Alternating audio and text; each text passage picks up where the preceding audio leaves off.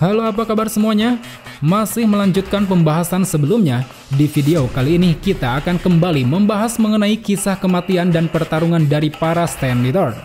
So enjoy this video and welcome to Bleach Universe.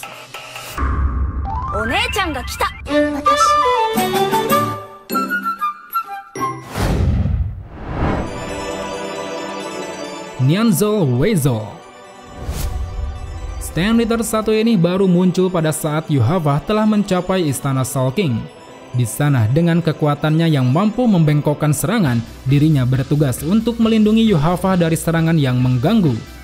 Pada awalnya, kekuatan yang dimilikinya cukup merepotkan para pasukan Senjumaru. Tapi saat Senjumaru turun tangan langsung, Nyanzol akhirnya mampu ditumbangkan dengan cepat melalui serangan jarum yang mematikan. Robert Acutron. Robert merupakan salah satu stand leader yang beberapa kali sempat terlibat dalam pertempuran. Hingga sampai saat ini dirinya pernah bertarung melawan Kyoraku, Ichigo, dan juga Byakuya. Tapi dari semua pertarungan itu, Robert selalu berhasil lolos dari kematian, khususnya saat pertarungan melawan Byakuya di mana dirinya berhasil dikalahkan sampai pingsan. Hingga sampai pertempuran puncak, satu-satunya hal yang membuatnya tewas kala itu adalah dengan ritual Auswahlen. Diceritakan bahwa saat itu, Yuhava yang ingin memperkuat pasukan Shustafelnya memutuskan untuk mengambil kekuatan para stand leader lain untuk ditransferkan kepada para Shustafel. Dan karena hal inilah, Robert yang notabene hanyalah stand leader biasa, akhirnya harus tewas setelah kekuatannya diambil melalui Auswahlen.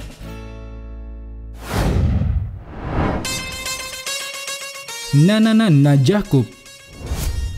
Hampir sama seperti Robert, Najakub juga merupakan salah satu stand leader yang dikalahkan oleh Byakuya. Tapi bedanya, setelah dirinya bangkit, Najakub mampu bertahan hidup pada saat ritual Auswahlen berlangsung.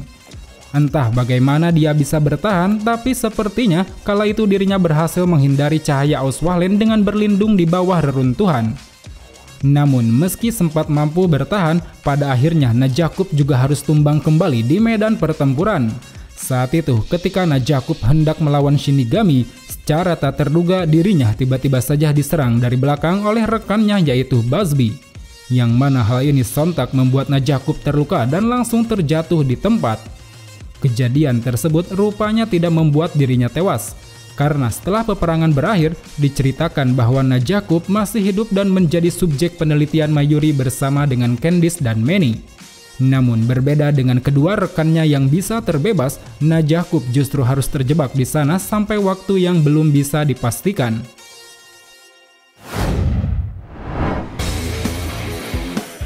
Busby.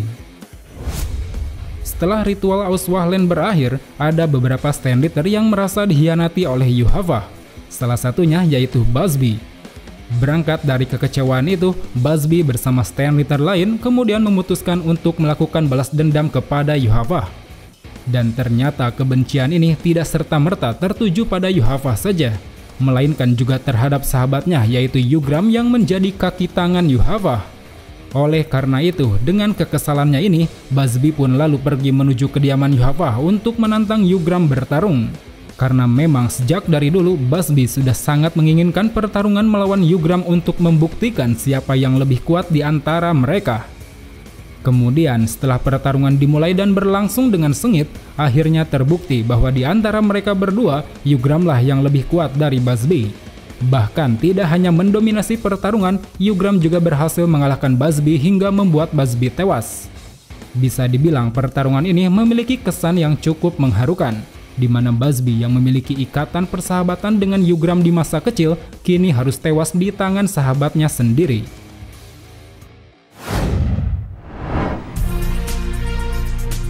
Lil Totol Lampert dan Giselle Gewell. Sama seperti halnya Busby, kedua stand leader ini juga merasakan kekesalan yang sama terhadap Yuhava. Bagaimana tidak, setelah mereka berjuang mati-matian melaksanakan perintah Yuhava, tiba-tiba saja mereka malah hendak dikorbankan. Apalagi keduanya sempat hampir terbunuh beberapa kali akibat pertarungan yang mereka jalani. Dan kini dengan emosi yang menggebu-gebu, mereka berdua pun ikut bersama Busby untuk menuju kediaman Yuhava. Dan setelah sampai di sana, tanpa ada rasa takut sama sekali, mereka langsung menantang Yuhava bertarung. Namun sayang, tanpa bisa memberikan perlawanan apapun, kala itu mereka berdua dengan cepat mampu dikalahkan oleh Yuhava. Akan tetapi walau sudah dikalahkan dengan telak, untungnya mereka berdua ini tidak langsung tewas. Karena diceritakan bahwa setelah peperangan berakhir, Lily dan Gigi berhasil diselamatkan oleh pelayan Yugram dan mampu bertahan hidup hingga sekarang. Bahkan dengan tekad yang masih mereka miliki saat itu, mereka berhasil menyelamatkan Candice dan Manny dari kendali Mayuri. Dan berkat hal ini, kini mereka, para stand eater wanita ini pun dapat berkumpul kembali dan mulai menjalani kehidupan barunya di dunia manusia.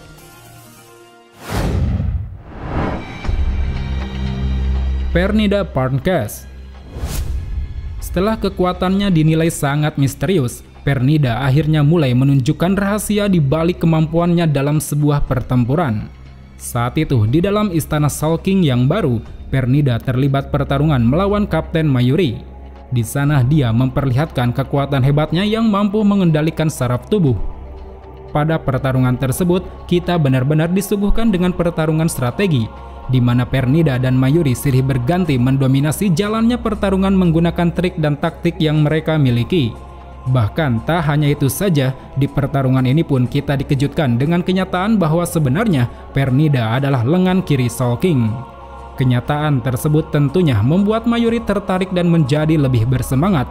Karena dengan mengalahkan Pernida, dirinya bisa menjadikan Pernida sebagai subjek penelitiannya. Namun ternyata kekuatan yang dimiliki Pernida ini di luar dari perkiraan Mayuri. Terlihat ketika Pernida dilahap oleh bangkai Mayuri, Pernida masih mampu menyelamatkan diri bahkan berevolusi menjadi jauh lebih kuat. Lalu pada saat pertarungan mulai mencapai puncaknya, secara tak terduga telah muncul Nemu yang tiba-tiba saja masuk ke dalam pertempuran.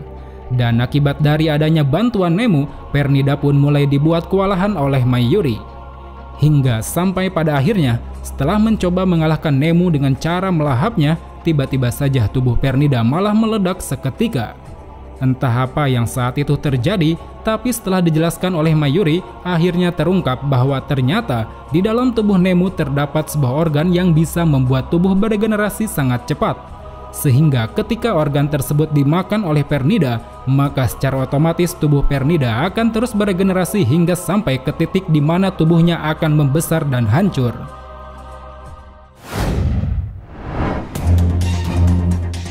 Lile Baro. Di waktu yang hampir bersamaan dengan tewasnya Pernida, ada satu lagi pertarungan yang tengah dilakukan oleh seorang Shustavell.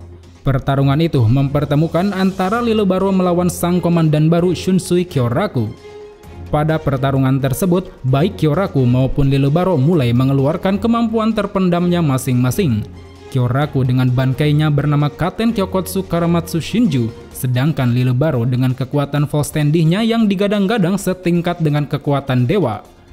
Kala itu, dengan serangan andalannya masing-masing, mereka berdua silih berganti memberikan ancaman. Bahkan keduanya pun hampir berhasil membunuh satu sama lain. Hingga pada suatu momen, di saat Kyoraku tengah terpojok, tiba-tiba saja telah hadir wakil Kapten Nanoise yang saat itu masuk ke dalam pertempuran guna membantu Kyoraku bertarung. Akibat dari bantuan Nanao ini, pertempuran pun akhirnya berakhir dengan kemenangan Kyoraku. Saat itu, berkat pedang Hakyoken yang digunakan oleh Nanao, mereka berdua berhasil memusnahkan Lile Baro hingga hancur berkeping-keping. Namun rupanya, setelah dikalahkan oleh kerjasama Nanao dan Kyoraku, Lile Baro ternyata masih belum musnah sepenuhnya. Karena di saat tubuhnya hancur, kepingan tubuhnya yang jatuh ke Seirete kala itu menciptakan beberapa pasukan burung aneh. Namun untungnya, kekuatan burung-burung tersebut tidak sama seperti tubuh utama Lile Baro yang kuat. Bahkan oleh sekelas wakil kapten saja, burung-burung tersebut mampu dilenyapkan.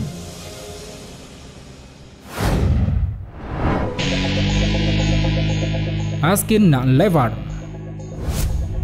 Jika dibandingkan dengan dua Shustavell sebelumnya, sosok satu ini merupakan musuh yang paling merepotkan. Karena dalam penampilannya, dia terlibat dalam beberapa pertarungan melawan orang-orang kuat. Di antaranya yaitu Nimaya, Grimmjow, Ichigo, Yoroichi, Yushiro, dan juga Urahara. Semua pertarungan tersebut mampu dia menangkan dengan kemampuan death dealing yang dia miliki. Tapi sayang pada pertarungan terakhirnya melawan Urahara, dirinya harus tumbang berkat kerjasama apik di antara Urahara dan Grimmjow. Pada saat itu, setelah Askin mengeluarkan kekuatan full stand-nya, secara mengejutkan Urahara mengeluarkan bangkainya yang bernama Kanon Biraki Benihime Aratame. Yang mana akibat dari kehebatan bangkai ini, Askin pun mulai dibuat kewalahan dan lengah. Dan di tengah kelengahan inilah, dirinya secara tiba-tiba mendapat serangan tak terduga dari Grimmjow yang membuatnya harus rela kehilangan nyawa. Seolah tidak ingin mati sendiri, Askin yang saat itu tengah sekarat kemudian mencoba menjebak Urahara di dalam bola beracunnya. Namun sayang sampai dirinya tewas, jebakannya tersebut tidak berhasil membuat Urahara terjebak atau bahkan ikut tewas bersamanya.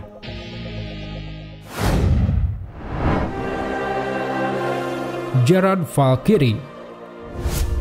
Di antara para Shustaffel lain, Gerard merupakan stand leader yang paling banyak menghadapi Shinigami kuat. Terhitung dari sejak dirinya bertarung, sudah ada 10 orang Shinigami kuat yang telah dia lawan. Mereka diantaranya yaitu Nimaya, Renji, Byakuya, Hitsugaya, Hirako, Hiyori, Lisa, Aikawa, Hachigen, dan juga Zaraki. Tapi sampai saat ini, dari semua nama-nama itu belum ada satupun yang benar-benar mampu mengalahkannya. Karena berkat kemampuan The Miracle miliknya, serta tubuhnya yang tercipta dari jantung Soul King, Gerard selalu mampu bangkit kembali walau telah dikalahkan berkali-kali oleh musuh. Ketangguhannya ini bisa kita lihat pada saat pertarungannya melawan Byakuya, Hitsugaya, dan juga Zaraki. Kala itu, meski dirinya berhasil dibelah oleh Zaraki, bahkan dihancurkan oleh Hitsugaya dan Byakuya, dirinya tetap mampu berdiri kembali bahkan berubah wujud menjadi bentuk yang lebih kuat dari sebelumnya. Hingga pada suatu momen, di saat Gerard sudah tidak bisa dihentikan lagi, tiba-tiba saja dari arah langit telah datang sebuah cahaya Auswahlen yang langsung menghujam tubuhnya. Yang mana akibat dari cahaya tersebut, tubuh Gerard pun seketika lenyap dan hanya meninggalkan tulang belulangnya saja. Di sini akhirnya kita pun diperlihatkan bahwa yang mampu menewaskan Gerard secara utuh hanyalah kekuatan dari Yuhafah saja.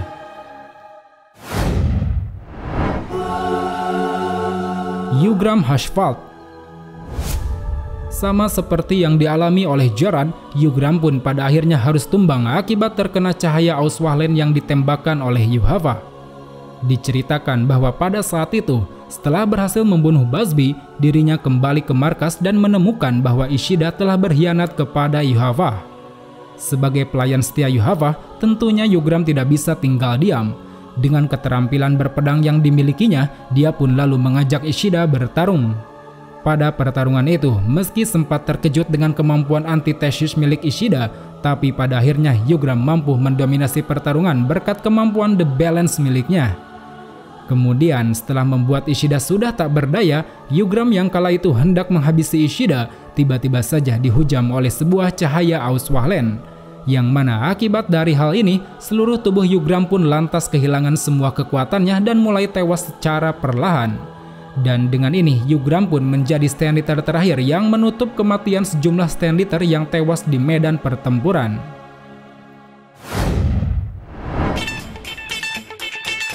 Uryu Ishida. Sosok yang sudah lama kita kenal ini sebenarnya tidak benar-benar masuk sebagai anggota stand leader. Karena dari awal tujuan Ishida bergabung menjadi stand leader adalah untuk menghancurkan kelompok Yuhafah dari dalam. Dirinya sengaja menyerahkan diri pada Yuhafah dan mendapat kekuatan yang sama seperti para stand leader lain. Selain itu, peran Ishida sebagai stand leader sendiri sebenarnya tidak terlalu menonjol. Selama peperangan, dia hanya mengikuti kemana Yuhafah pergi dan hanya terlibat 2 kali pertarungan dengan Ichigo. Bahkan kekuatan Shrift yang dimilikinya pun hanya dia gunakan saat dirinya melawan Yugram. Atau dengan kata lain, kekuatan antitesis yang diberikan Yuhafah tersebut malah dipakai Ishida sebagai senjata untuk menentang balik Yuhafah. Apalagi jika dibandingkan, perannya sebagai sekutu Ichigo dinilai lebih berarti daripada perannya sebagai stand leader. Karena berkat bantuannya yang menembakkan panah pada Yuhafah, akhirnya Ichigo berhasil membunuh Yuhafah hingga musnah. Jadi dengan demikian, bisa dibilang kalau Ishida ini cuma numpang nama saja di keanggotaan stand leader.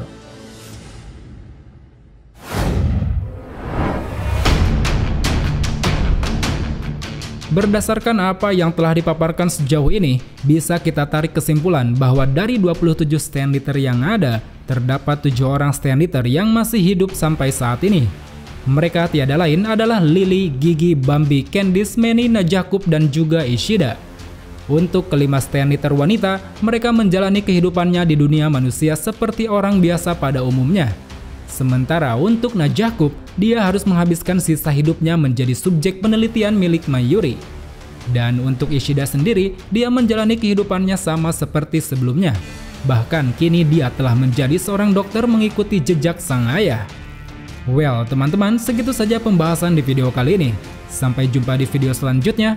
Salam Bleach Lover.